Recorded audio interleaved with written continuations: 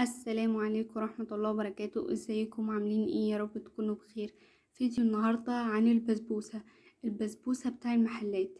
ازاي نطلع بسبوسة تكون زي بتاع المحلات، تكون مرملة وتكون طرية وتكون كده سهلة وبسيطة.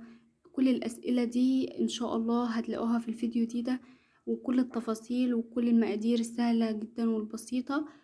بس قبل ما نبدأ في اي حاجة، ما تنسونيش في اللايك وتشتركوا في القناة وتفعلوا زر الجرس ليوصلكوا كل جديد. معانا هنا كده المقادير بتاعتنا: كوبايتين ونص من السميد، كوباية الا ربع من السكر، نص كوباية من اللبن، نص كوباية من السمنة، معلقة كبيرة من عسل الجلوكوز. السميد يفضل ان هو يكون سايب، ما يكونش اللي هو في الاكياس. آم، والسمنة برضو البسبوسة بتعتمد على نوع السمنة، يكون نظيف جدا ويكون طعمه حلو وريحته حلوة، عشان هي البسبوسة بتعتمد على السمنة. كل ما السمنة بتكون جودتها احلى، كل ما البسبوسة بتطلع احلى.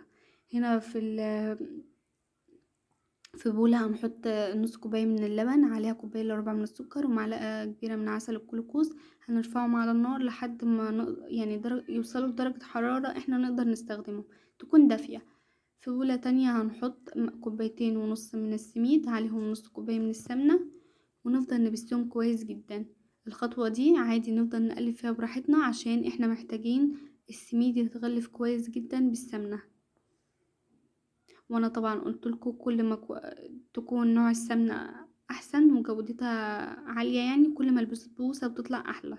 شايفين كلها اتغلفت كده وما بقاش فيه حاجة من السميد، يعني ما خدتش سمنة. تمام. هننزل بقى باللبن والسكر والعسل والجلوكوز بعد ما سيبناهم على النار ان هو يدفوا. هننزل بيهم، والخطوة دي ما يفضل ما نفضلش نقلب فيها كتير، يعني تقلبتين بس كده اهو، نحس ان الخليط كله اندمج مع بعضيه. وبعد كده نركنهم على جنب، ندهن الصينية بتاعتنا وننزل بالخليط. كده الصينية بتاعتنا مقاس 28. وندهنها كده كويس جدا بمعلقة من السمنة، لو ما فيش سمنة ندهنها بزيت عادي. هندهن برضو الحروف بتاعتنا عشان البسبوسة لما نيجي نقطعها ما تكونش لازقة. نتأكد كويس جدا ان كل الصينية اتعملت بالسمنة. دهنا كده، هننزل بقى بالخليط بتاعنا. شايفين انا محتاجة الخليط بالشكل ده، ما يكونش طري جدا وما يكونش ناشف برضو، لمجرد بس هو كده باين ان هو مفرول، بس لمجرد ان انا بدوس عليه بالسباتيولا شايفين بينعم خالص. هسوي السطح بتاع البسبوسة كويس جدا علشان تبقى شكلها كده جميل ومتساوي.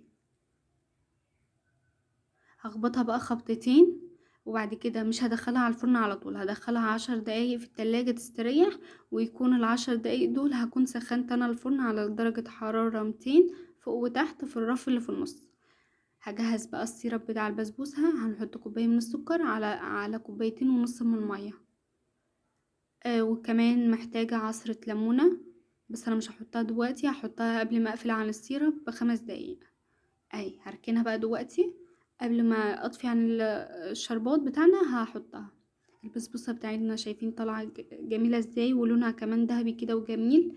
اللي عايز طبعا لونها افتح من كده براحتكم، اللون ده بقى براحتكم انتوا. هحط السيرب يكون بارد وهي تكون سخنه، وهي اول ما هتطلع هتشربه بالشكل ده.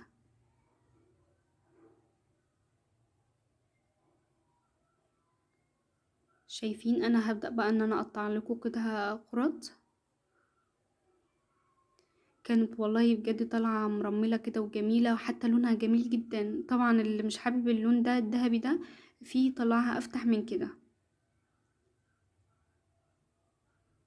شايفين مش مستحملة اصلا، دايبة كده وطرية، بس لما باجي اقطعها كرات بتطلع عادي. بس لمجرد ان انا بحط مثلا الشوكة فيها واقطمها، دايبة دوبان فظيع.